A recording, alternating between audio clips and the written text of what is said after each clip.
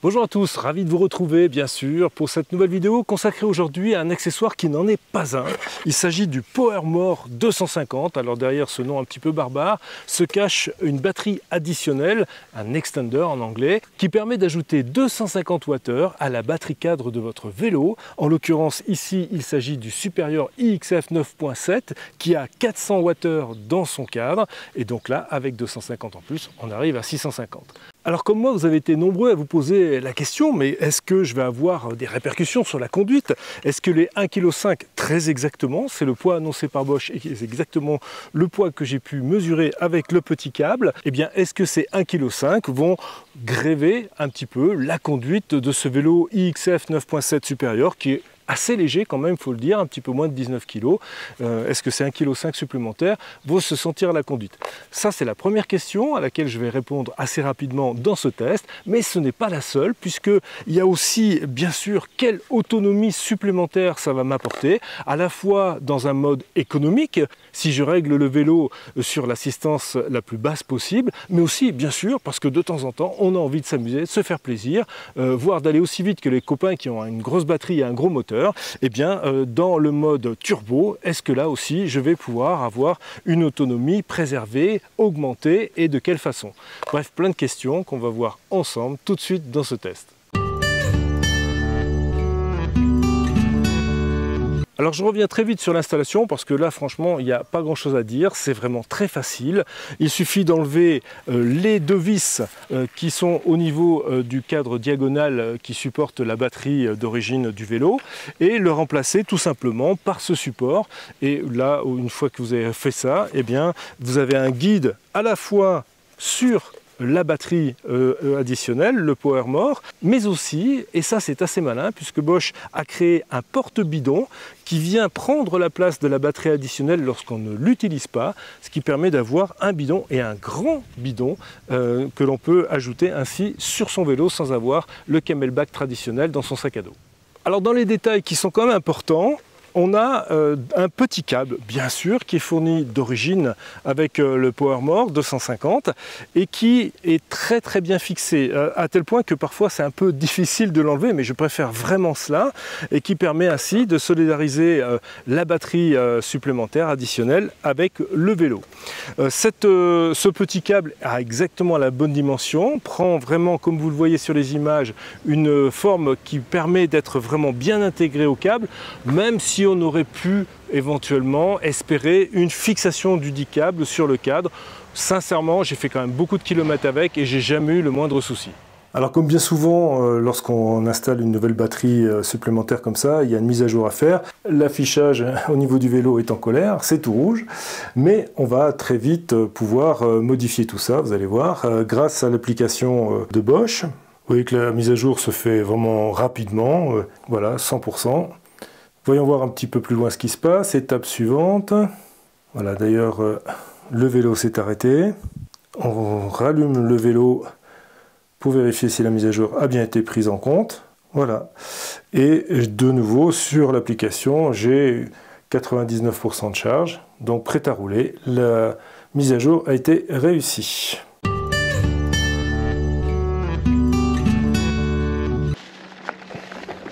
Allez, c'est parti pour cette très belle et très longue descente depuis le bâtiment d'M2000 à La Plagne, à 2100 mètres d'altitude très exactement.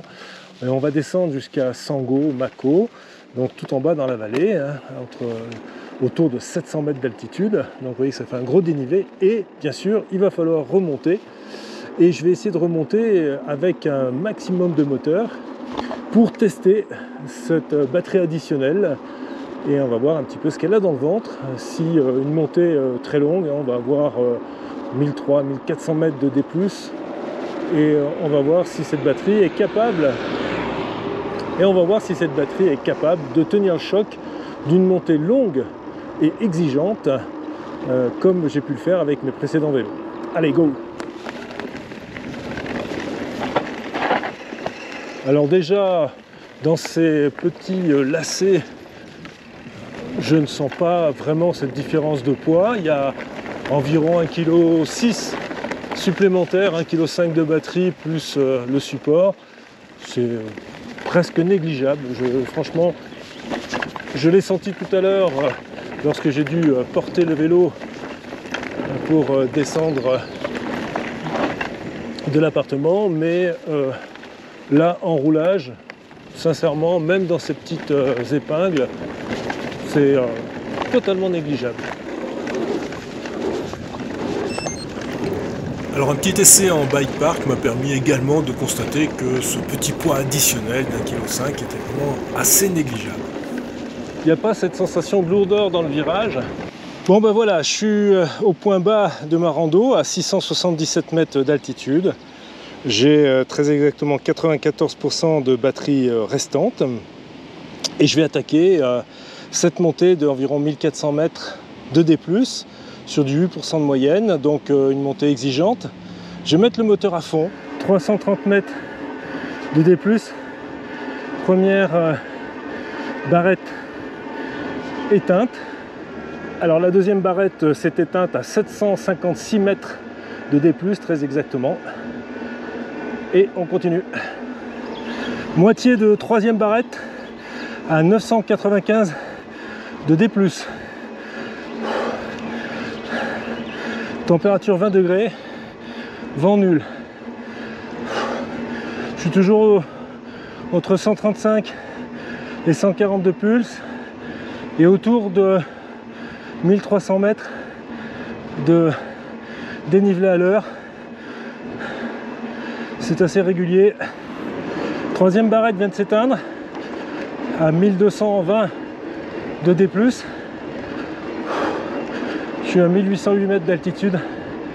Il me reste 300 mètres avec les deux dernières barrettes. Toujours aux alentours de 130 en pulse. 1200 à 1300 en dénivelé à l'heure. Pour l'instant ça va, je suis bien. 1490 mètres d'ascension. Les deux dernières barrettes sont passées orange. Pour l'instant, j'ai toute la puissance. Je suis toujours en mode turbo. J'arrive presque à la fin. Je suis à 2075 d'altitude. Toujours les mêmes paramètres. 135 en pulse. 1200-1300 en dénivelé à l'heure. Ben voilà, je suis arrivé au terme de la montée. Même comme ça donne. Et donc 1524 mètres de D+, je suis à 2103 mètres d'altitude. Et il reste 28% encore de disponible dans le total batterie plus extender. Donc c'est assez impressionnant, quand même un quart. Ça veut dire que il me reste pas loin de, on va dire 300 mètres encore, 1800 mètres de possible à fond, hein, je vous le répète, hein, en mode turbo, donc en sollicitant extrêmement le moteur. Le moteur est quand même chaud, en particulier cet axe. En particulier cet axe là, je peux à peine laisser le doigt dessus, hein, il est vraiment, on voit que le moteur donne à fond. Il reste deux barrettes sur l'extender, donc j'ai vraiment l'impression que ça doit être pareil en haut. On va regarder ça tout de suite.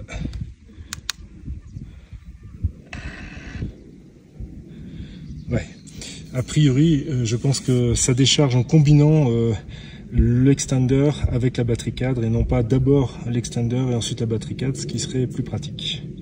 Alors pour comparer bien sûr à mon circuit référence habituel de 42 km avec 1380 mètres de dénivelé, où là je suis totalement dans les chemins avec de la boue, des rochers, enfin etc. Donc des conditions beaucoup moins favorables que sur la route dans la montée de la Plagne. Et pour ce circuit, si j'ai bien utilisé le mode turbo en permanence, je n'avais pas l'extender. Et je suis pas allé aux 1380 mètres d'ascension, je me suis arrêté à peu près à 1000 mètres et la batterie était totalement déchargée. Donc ça vous donne un petit point de référence, de comparaison par rapport à la montée de la Plagne. Alors pour ce deuxième essai avec la batterie additionnelle, je suis parti sur le Petit Saint-Bernard. Petit Saint-Bernard, c'est une très belle et très longue montée qui va jusqu'à 2188 mètres de mémoire, avec une ancienne voie romaine qui est un petit peu difficile, avec des passages entre 12-15% au départ, et puis ensuite on est plus sur du 6-8% assez roulant, comme vous le voyez sur ces images. c'est vraiment magnifique. Alors il y a beaucoup de monde qui monte principalement par la route, hein, donc avec plein d'autocollants sur le panneau du col du Petit Saint-Bernard, à tel point que c'est difficile de lire même le nom du col et encore plus son altitude.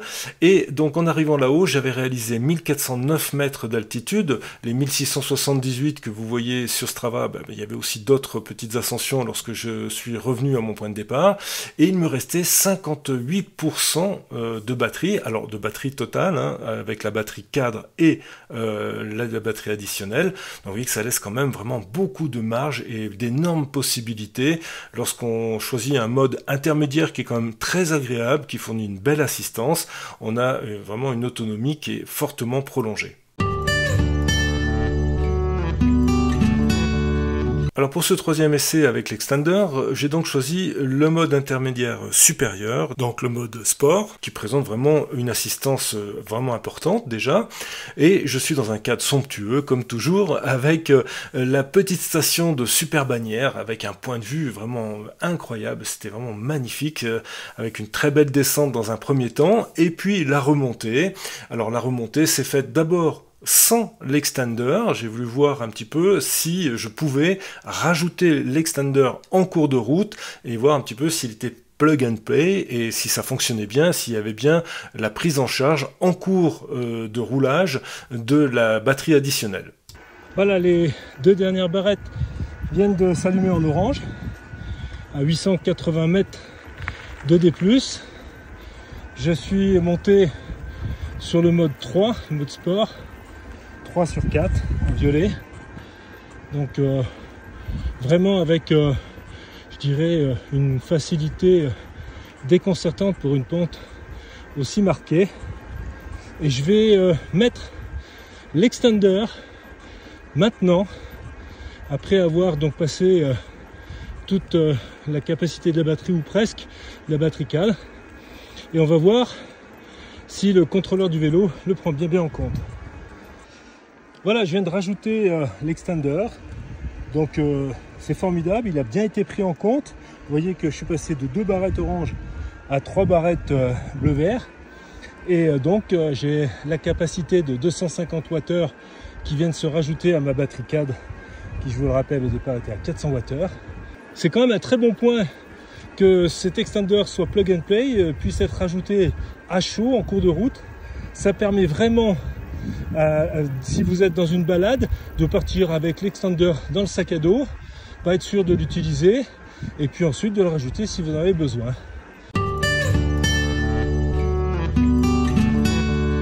Allez, pour ce dernier essai avec la batterie additionnelle, je suis parti dans un très long périple avec mon copain Raphaël au travers de la campagne de Haute-Loire qui est si belle, la campagne, la moyenne montagne. Vous allez voir qu'il y a vraiment des très belles choses à voir dans ce coin reculé de la France. Et on a ainsi pu découvrir bien sûr ces monuments, ces paysages et profiter d'une assistance qui est quand même somme toute réduite à 30 Nm de couple, mais qui est fort présente et qui aide bien dans toutes les montées. On a parcouru ainsi 78,56 km très exactement, avec 1613 de dénivelé, et on va voir un petit peu au cours du voyage les différentes étapes et les différentes consommations que j'ai pu enregistrer. 240 de D+, la moitié de la première LED qui s'est éteinte, qui est passée en blanc. Voilà, 660 de D+, une barrette de passé, avec le mode économique enclenché en permanence. 955 mètres de D+, et je viens d'allumer la barrette, la deuxième barrette en blanc, donc elle est épuisée à la moitié pour cette deuxième barrette, donc c'est vraiment tout à fait conforme à ce que je pensais. 1613 mètres de dénivelé avec 78 km 56, et il me reste 53% de batterie encore. Vous voyez qu'il y a vraiment de quoi faire, on doit pouvoir dépasser les 3000 de D+, dans ce mode économique paramétré à 30 Nm.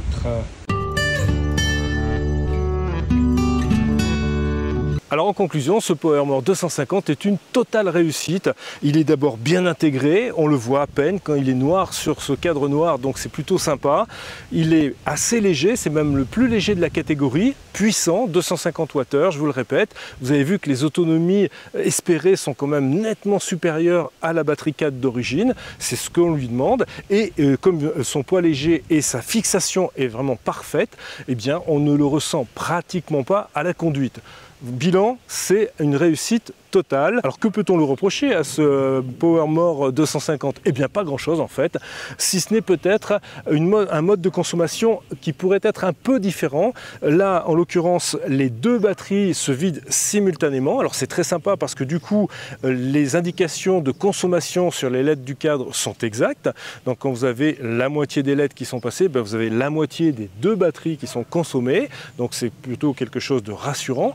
Mais on pourrait aussi avoir besoin à certains moments de vider d'abord la batterie additionnelle pour pouvoir la recharger plus facilement, parce que je vous répète que sur beaucoup de vélos légers, les batteries du cadre ne sont pas démontables, ce qui est le cas sur ce Superior.